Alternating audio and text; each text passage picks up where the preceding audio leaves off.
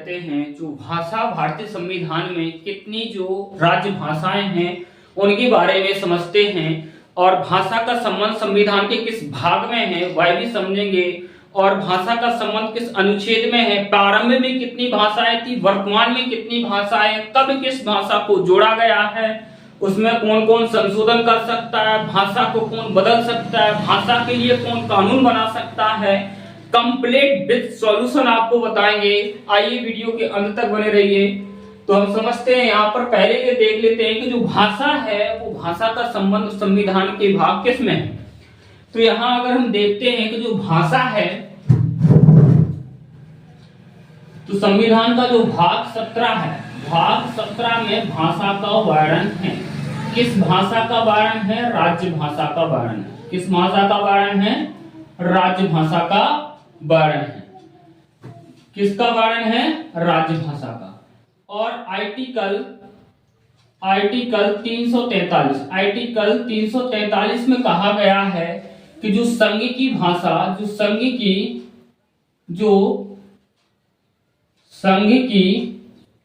राज्य भाषा, संघ की राज्य भाषा हिंदी होगी। संघ की राज्य भाषा वह हिंदी होगी और इसकी जो लिपि होगी वो देवनागरी होगी। क्या होगी? देवनागरी। इसकी लिपि क्या होगी? देवनागरी। लिपि का मतलब होता है इसका लिखने का तरीका, बाएं से लिखी जाती है, दाएं से या ऊपर से या नीचे से। तो इसको बाएं से दाएं की ओर हिंदी को लिखा जाता है। फिर इसके बाद यहाँ पर जो अनुसूची है, अनुसूची 8वीं अनुसूची में यह वर्णन किया गया है।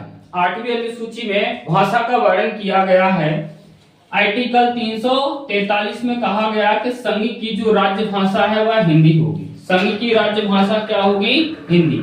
और इसकी लिपि क्या होगी? देवनागरी। किस अनुसूची में कहा गया है? 8वीं अनुसूची में कहा गया। किस अनुसूची में कहा गया है? 8वीं अनुसूची में।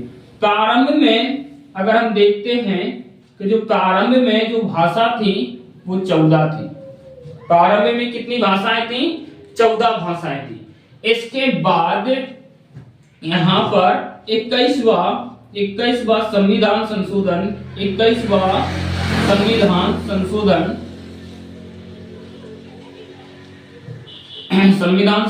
1967 में एक और भाषा को जोड़ा गया जो भाषा थी सिंधी। कौन सी भाषा थी? सिंधी भाषा थी। फिर इसके बाद यहाँ पर 71वां संविधान संशोधन किया गया। 71वां संविधान संशोधन 1992 में किया गया। तो यहाँ पर 3 भाषाओं को जोड़ा गया था। एक था नेपाली, एक कौन सी थी?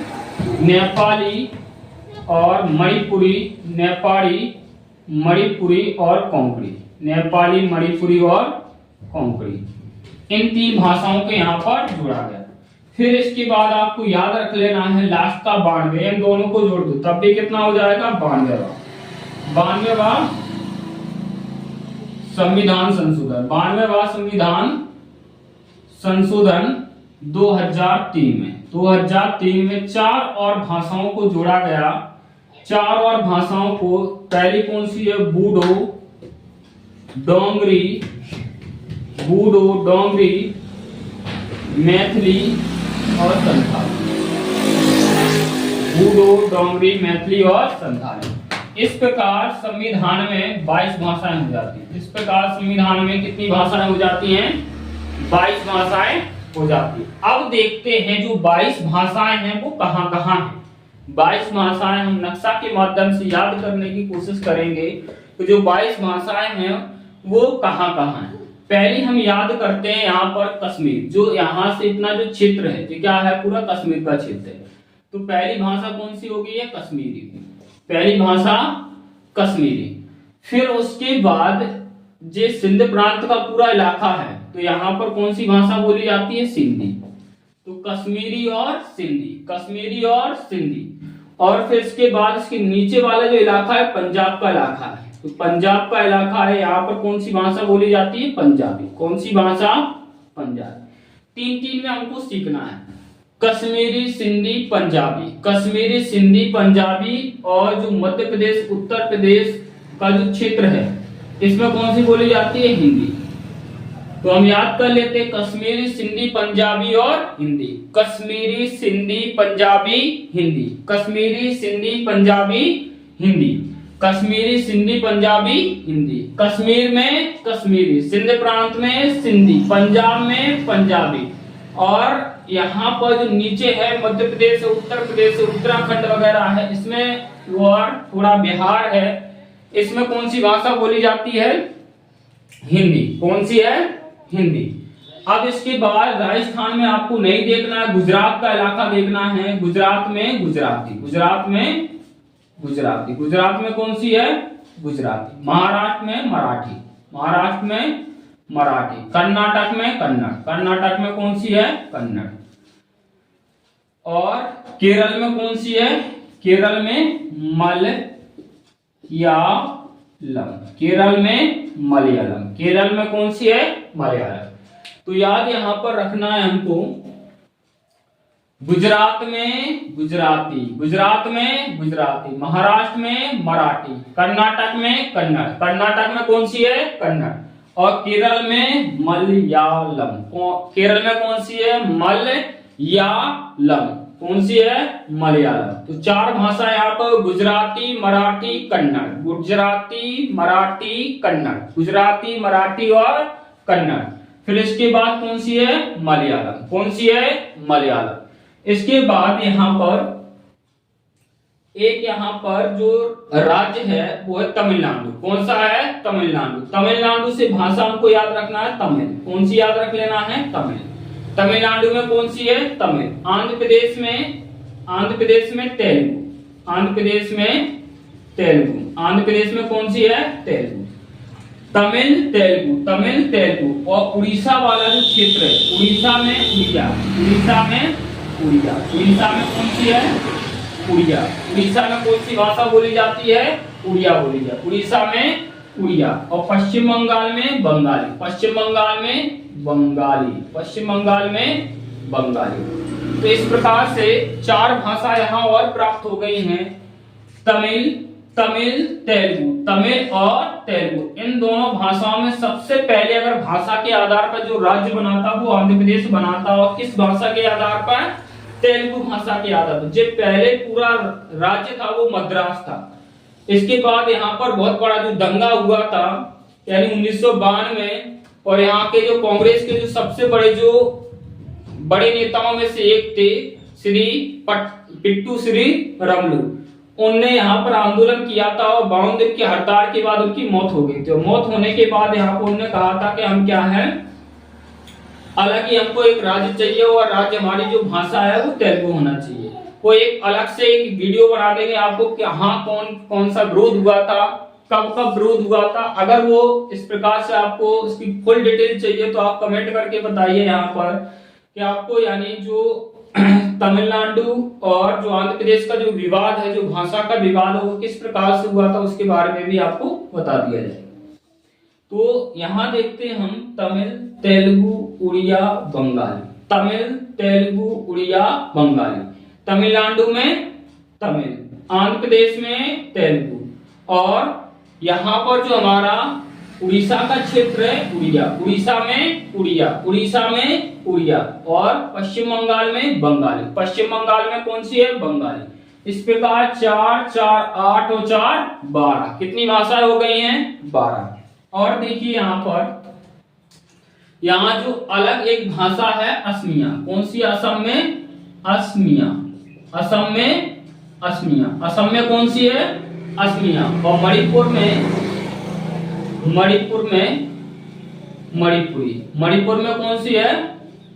मणिपुरी, मणिपुर में मणिपुरी।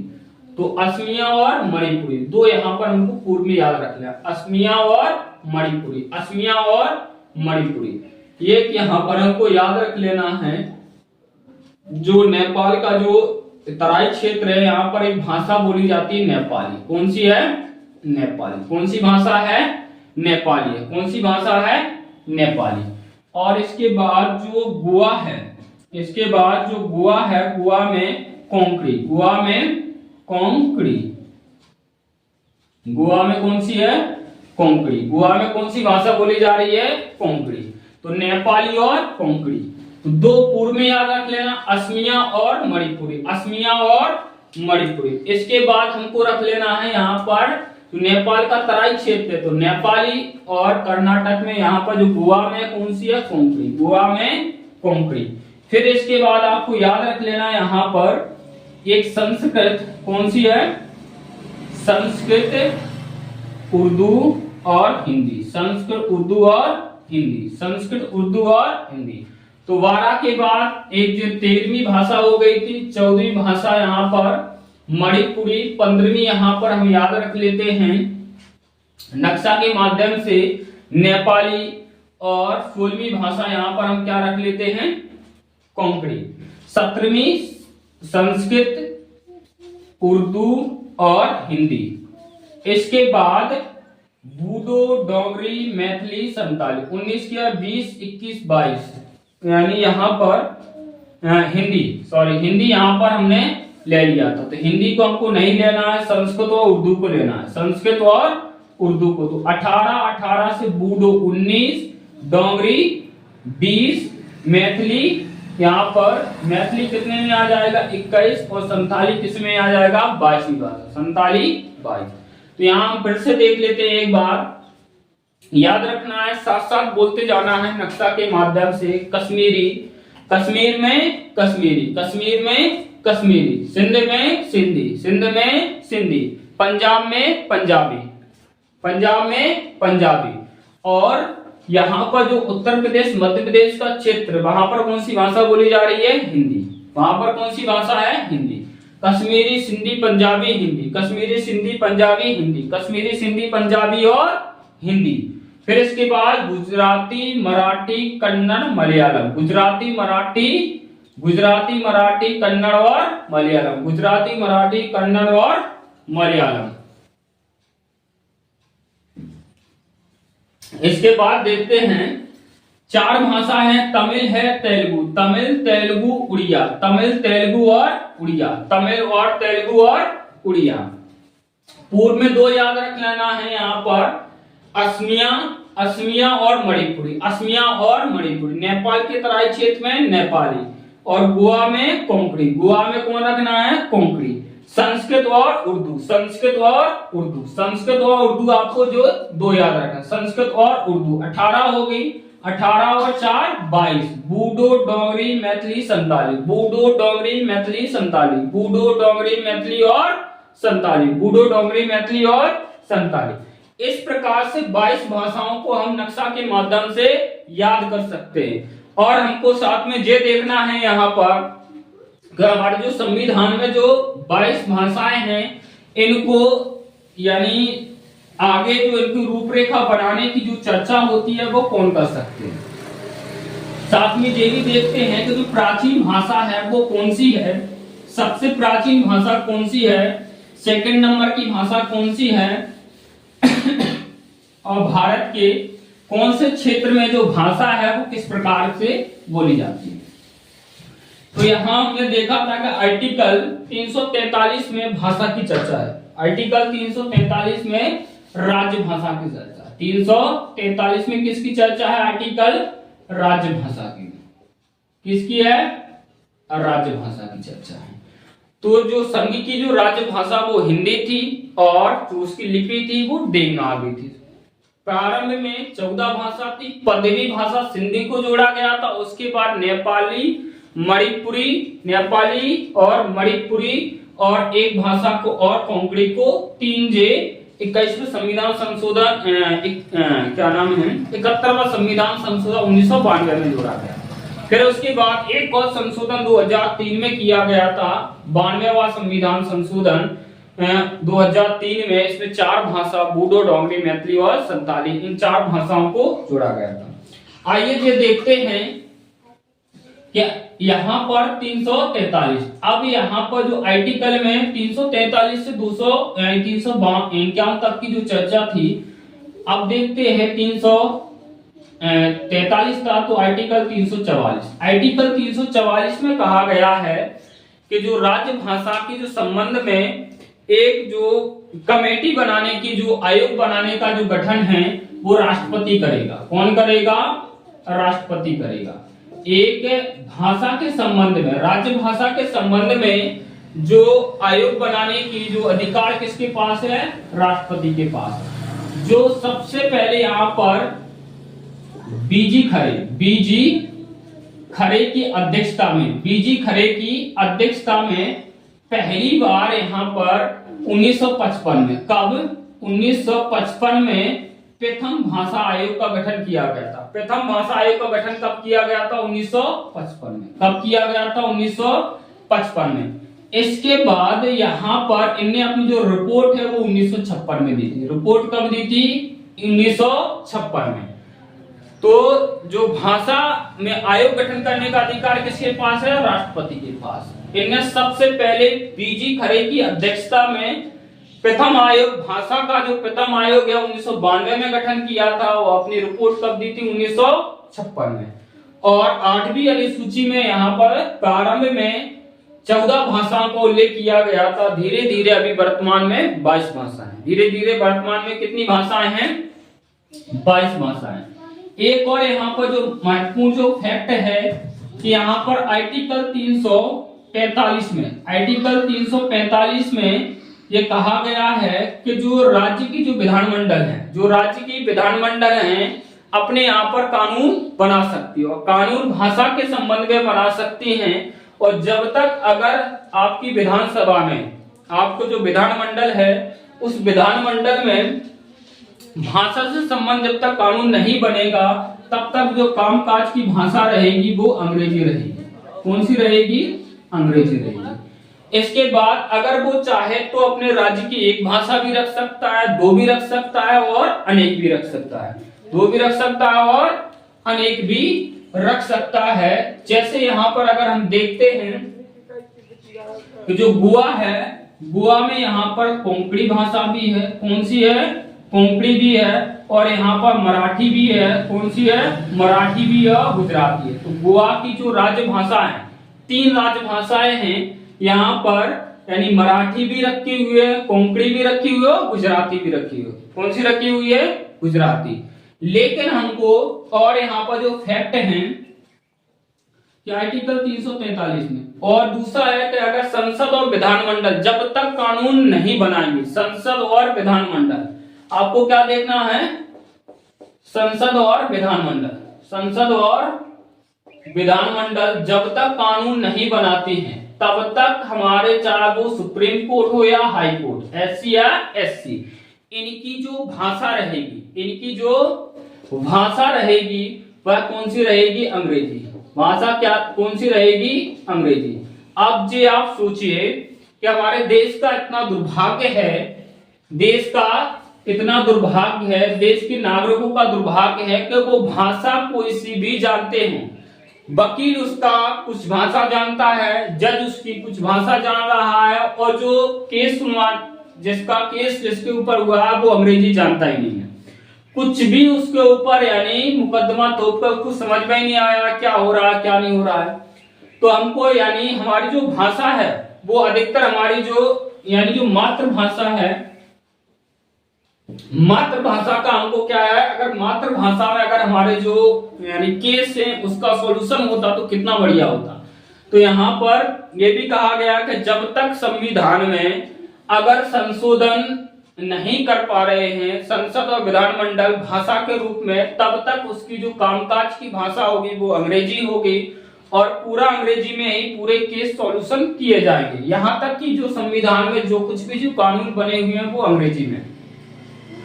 यहाँ अब हम देखते हैं कि जो भारत की जो राष्ट्रभाषा है, भारत की राष्ट्रभाषा है वो कौन सी है? तो भारत की जो राष्ट्रभाषा है वो अभी भी कोई भाषा नहीं है, क्योंकि भारत है जो विभिन्न भाषाओं का देश है, विभिन्न भाषाओं का देश है। तो भारत की कोई भी राष्ट्रभाषा नहीं है। राष्ट्रभाषा नहीं है तो क्या है? राजभाषा है। राजभाषा क्या है? हिंदी। जे आपको विशेष ध्यान रखना है, कई किताबों में लिखा रहता है कि भारत की राष्ट्रभाषा क्या है। तो भारत की राष्ट्रभाषा कुछ भी नहीं है, भारत की राजभाषा है और वो हिंदी है। भारत की राजभाषा क्या है? हिंदी है। इसके बाद हमको यह ध्यान रखना है कि जो सबसे जो प्राचीन भाषा है, सबसे जो प्राचीन भाषा, सबसे पुरानी भाषा इतिहास की, वो है सुमेरियन। कौन सी है? सुमेरियन। इतिहास में जो सबसे जो पुरानी भाषा है वो सुमेरियन है और जिस सुमेरिया सभ्यता में बोली जाती है। सुमेरिया की जो सभ्यता है, सुमेरिया की जो सभ्यता है उसमें बोली जाती थी। इस भाषा का यानी कीलाकार लिपि कहते हैं। क्या कहते हैं? कीलाकार, कीलाकार या कीला अक्षर। इस भाषा को यानी गीली मिट्टी पर सूखने से पहले लिखा जाता था। इस भाषा को गीली मिट्टी पर सूखने से पहले लिखा जाता था। इसके बाद जो सबसे प्राचीन भाषा है, सबसे प्राचीन भाषा है वो संस्कृत है। सबसे प्राचीन भाषा संस्कृत है। लेकिन ध्यान रख लेना है, सबसे जो प्राचीन जो जीवित भाषा है, सबसे प्राचीन जीवित भाषा कौन सी है? संस्कृत, जो अभी चल रही है। लेकिन उससे भी प्राचीन भाषा है वो तमिल है। उससे भी प्राचीन भाषा वो तमिल है। इससे भी उसके पुराने जो अभिलेख वगैरह है, तमिल भाषा के बहुत सारे अभिलेख मिले हुए हैं। ठीक है नहीं? कौन सी भाषा है? तमिल। और देवताओं की भाषा किसको कहा जाता है? संस्कृत को। देवताओं की भाषा किसको कहा जाता है? संस्कृत को। और संस्कृत भाषा के जो जनक हैं, संस्कृत भाषा के जनक हैं वो पाणिनि हैं। कौन से हैं? महर्षि पाणिनि। कौन सी है? महर्षि पाणिनि हैं। और इनने अपनी पुस्तक अष्टाध्याय में, इनकी जो पुस्तक कौन सी लिखी गई है? महर्षि पाणिनि की अष्टाध्याय, जिनके लेखक भी कौन से हैं? पाणिनि। कौन से हैं? पाणिनि हैं। इसके बाद हमने ये भी देखा है कि जो भाषा है, यहाँ हमारा जो केंद्र शासित प्रदेश है ये पौंडुचेरी है। पौंडुचेरी ने अपनी जो भाषा है यहाँ की फ्रांसीसी। कौन सी भाषा है? फ्रांसीसी। एकमात्र जो केंद्र शासित प्रदेश है, केंद्र शासित प्रदेश जो पांडुचेरी है, यहाँ पर फ्रांसीसी भाषा बोली जाती है। यहाँ पर राज्य काज की जो भाषा है वो फ्रांसीसी भाषा है, क्योंकि यहाँ पर फ्रांस वालों का यहाँ पर कब्जा रहा है। फ्रांस वालों का यहाँ पर कब्जा रहा है। नेक्स्ट यहाँ देखते हैं, और जैसे यहाँ जो हमारा अरुणाचल प्रदेश है, कौन सा है? अरुणाचल प्रदेश। और दूसरा यहाँ पर नागालैंड, कौन सा है? नागालैंड। और मणिपुर। यहाँ की जो राजभाषा है वो अंग्रेजी है। यहाँ की राजभाषा क्या है? अंग्रेजी है। यहाँ की राजभाषा अंग्रेजी है। ठीक है, यहाँ की राजभाषा अंग्रेजी है। आपको यह कमेंट करके बताना है कि यहाँ पर जो भारत में जो संस्कृत भाषा है, भारत में जो संस्कृत भाषा है वो किस राज्य में बोली जाती है और कहाँ पर बोली जाती है। भारत में जो संस्कृत भाषा है वो कहाँ बोली जाती है, किस राज्य में बोली जाती है, और वहां पर जो प्राथमिक शिक्षा है वो किस भाषा में दी जाती है, इसके बारे में भी आपको बताना है, कमेंट करके ये बताना है। अब इसके बाद में यानी पूरा कंप्लीट भाषा से संबंधित जितने क्वेश्चन आते हैं वो कंप्लीट विद सॉल्यूशन है। तो आई होप मैं आशा करता हूं कि जो राज्य हैं, कितने राज्यों में कौन कौन भाषा बोली जाती है उसके बारे में आपको विद पता हो गया होगा।